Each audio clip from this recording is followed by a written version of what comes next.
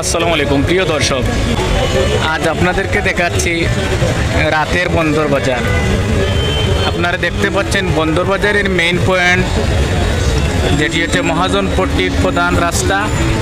আর বাম পাশে যে বিল্ডিংটি দেখতে পাচ্ছেন সেটি হচ্ছে মজলিস হোটেল, এবং ডান সাইডে রয়েছে জেনেক্সের এবং এপেক্সের শোরুম।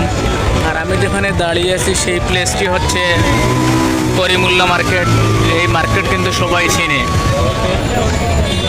আজ আপনাদেরকে দেখাবো বন্দর বাজারের ব্যস্ততম এলাকাগুলো, যেখানে মানুষ কীভাবে তাদের দৈনন্দিন জীবনের কার্যক্রম পরিচালনা করে থাকে, এবং বন্দর বাজারে খুবই সস্তায় লো রেটে কীভাবে দ্রব্য সামগ্রী ক্রয় বিক্রয় করা হয় তা আপনাদের সামনে আমি আজকের ভিডিওতে দেখাবো। আপনারা কিভাবে কম দরে এখান থেকে দ্রব্য সামগ্রী নিয়ে কিনে বাড়িতে যেতে পারবেন। ভাই, এটা কয়ালি? হ্যালো, কয়ালি? বিশেষ মানের ইসলামের কাপড় এবং সুন্নাহভিত্তিক নানাবিধ ইসলামিক সামগ্রী নিলে কত একবারে কইবা? আমরা আছি আপনারই পাশে। আল-মদিনা বস্ত্র বিতান।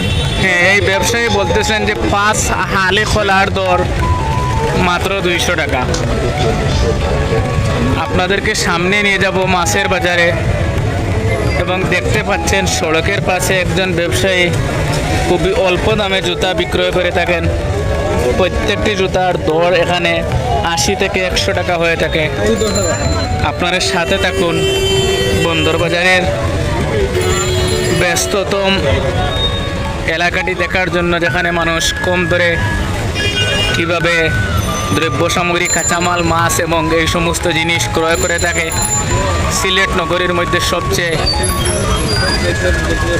ঘনবসতিপূর্ণ এবং কাস্টমারের এরিয়া হচ্ছে এই বন্দর বাজারটি।